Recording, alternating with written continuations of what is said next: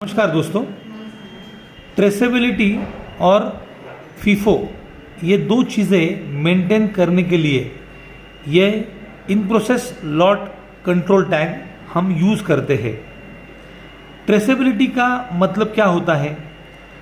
Traceability का मतलब होता है हम जो पार्ट्स अलग अलग प्रोसेस में बनाते हैं उनका सुराग लगाना, यानी कि कौन सी प्रोसेस उस पार्ट के ऊपर किस दिन और किस समय हुई, इसका सुराग लगाना। इसकी ज़रूरत इसलिए होती है ताकि कभी कोई पार्ट कस्टमर एंड में रिजेक्ट हो जाए या हमारे ही पास दूसरी किसी प्रोसेस में वो पार्ट अगर रिजेक्ट हो जाता है, तब ये जानना ज़रूरी होता है कि वो जो डिफ़ेक्ट आया है वो डिफ़ेक्ट जिस प्रोसेस में आया उस वक्त कौन से मशीन पे वो पार्ट चला, कौन सा ऑपरेटर वो पार्ट के ऊपर काम कर रहा था। उसके वजह से हम हर समय रूट कॉज के ऊपर एक्शन ले सकते हैं और आने वाले समय में, भविष्य में वो गलती हम दोबारा ना हो, इसके लिए हम उसके ऊपर एक्शन ले सकते हैं। जैसे ट्रेसेबिलिटी ज़रूरी है, वैसे ही फीफो मेंटेन करना ज़रूरी है। फीफो का मतलब होता है फर्स्ट इन फर्स्ट आउट, यानी कि जो पार्ट पहले बनता है उसी पार्ट को पहले हमने कस्टमर के पास डिस्पैच कर देना चाहिए। इसका फ़ायदा ये होता है कि हमारे पास कोई भी अलग अलग डेट्स के पुराने पार्ट्स एकत्र अवस्था में अगर पड़े रहे तो वो पार्ट्स कब हमने भेजना चाहिए, उसका रॉ मटेरियल का कॉस्ट उस वक्त कितना था, आज कितना है, इस सब का बहुत ज़्यादा प्रॉब्लम हो सकता है। इसलिए हमेशा जो पार्ट पहले बनता है वही पार्ट पहले कस्टमर के पास जाना चाहिए।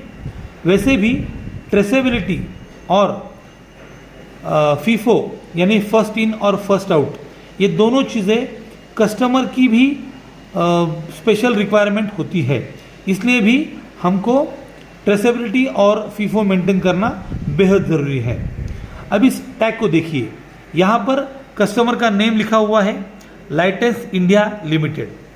ये पार्ट का नाम है आर्म 1.5 LG। पार्ट का नंबर है 1039187। ये जो टैग है इसको इस्तेमाल करने के लिए इस टैग के एक भाग में इसका पूरा इस तरह से ब्यौरा दिया जाता है और दूसरे भाग में आप देखोगे तो किस डेट को कौन सा ऑपरेशन हुआ, उसमें कितने पार्ट्स ओके हुए, कितने पार्ट्स रिजेक्ट हुए यानी ख़राब कितने पार्ट्स बने, किस शिफ्ट को ये घटना हुई और कौन सा ऑपरेटर उस टाइम पर काम कर रहा था। ये सारी चीज़ें हर प्रोसेस पे, हर ऑपरेशन के लिए हम मेंटेन करते हैं। उदाहरण के तौर पर 25 मई 2023 में मेल्टिंग किया गया। हमारे पास मेल्टिंग ये प्रोसेस सबसे पहली बार होती है। हम रॉ मटेरियल एल्यूमिनियम अलॉय को, अलग अलग एल्यूमिनियम अलॉय को हम पहले फर्नेस के अंदर मेल्ट करते हैं। अब यहाँ देखा जाएगा तो 678 kg रॉ मटेरियल, जिसका कि हीट कोड नंबर SC73 ये था, ये हमने 25 मई 2023 को फर्स्ट शिप में मेल्टिंग को दिया। रुद्र नाम का ऑपरेटर उस समय काम कर रहा था। उसके बाद उसी दिन 25 मई को फर्स्ट शिप में PDC यानी कि प्रेशर डाई कास्टिंग यानी कि कास्टिंग तैयार हुआ। वो तैयार होते वक्त 959 ओके पार्ट्स बनाए गए और 41 पार्ट्स उस शिफ्ट में रिजेक्ट हुए। ये फर्स्ट शिफ्ट थी, यहाँ पर पंकज नाम के इंजीनियर काम कर रहे थे। इसी लॉट को 26 मई को फेटलिंग में दिया गया। फेटलिंग में 959 पूरे पार्ट्स फेटलिंग हुए, एक भी पार्ट रिजेक्ट नहीं हुआ और मिस्टर अर्जुन उस वक्त फेटलिंग में काम कर रहे थे। इसी लॉट को उसी दिन शॉर्ट ब्लास्टिंग किया गया। 959 पार्ट वही ओके हुए। सेकेंड शिफ्ट में ये काम हुआ, अर्जुन वहाँ पर उनका वो जिम्मेदारी था।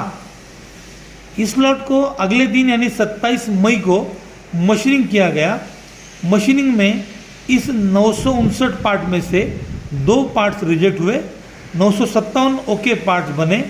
ये घटना फर्स्ट शिफ्ट में हुई। उस टाइम पे मिस्टर प्रकाश मशीन शॉप में हाजिर थे। इसी लॉट को 28 मई को फाइनल इंस्पेक्शन में दिया गया।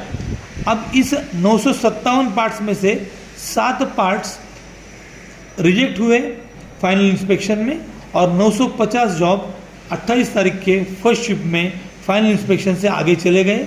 इंस्पेक्टर का नाम था संगीता काजारे मैडम। उसके बाद इस लॉट को 28 मई को ही पैकिंग किया गया।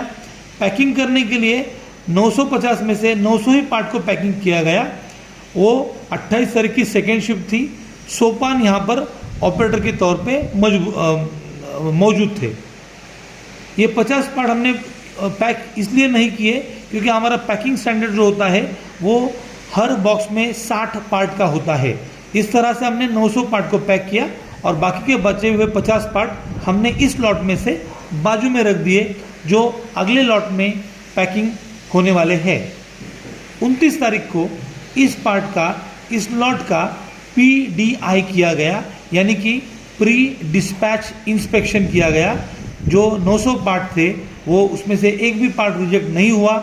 ये घटना सेकेंड शिफ्ट में हुई, 28 तारीख को ही हुई। यहाँ पर समीर मौजूद थे और हमने ये लॉट कस्टमर को डिस्पैच कर दिया। इस तरह से एक लॉट की ट्रेसेबिलिटी इस लॉट कंट्रोल टैग द्वारा हम मेंटेन कर सकते हैं। लेकिन ये जो टैग आप देख रहे हो, ये टैग इस तरह से यूज़ नहीं किया जाता। इसमें एक लॉट का मेल्टिंग का पार्ट अगर बन गया तो एक बिन में एक टैग डाला जाता है। उस बिन में क्वांटिटी जो रहेगी, उदाहरण के तौर पर इसी आर्म के केस में 24 पार्ट्स एक बिन में रखे जाते हैं। तो हम इस प्रकार के हर एक बिन में, हर एक 24 के बिन में एक टैग डाला जाएगा। तब ये 959 पार्ट के लिए 24 के अलग अलग बिन बनाए जाएंगे, उसमें वो टैग डाला जाएगा।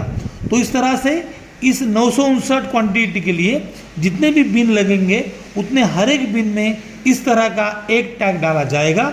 और इस 959 या ये 900 होने तक जो भी बिन हर प्रोसेस से अगली प्रोसेस में जाएंगे, उतने हर प्रोसेस के टैग्स को हमको आखिरी में PDI इंस्पेक्शन करते वक्त उसको इकट्ठा करना है और उसको हमारे यहाँ पर फाइल करना है, ताकि कभी भी कोई कस्टमर कंप्लेंट आती है तो हम हर एक प्रोसेस में किस दिन कौन सी प्रोसेस हुई इस पार्ट के ऊपर ये इन टैग्स के ज़रिए मालूम कर सकते हैं। धन्यवाद।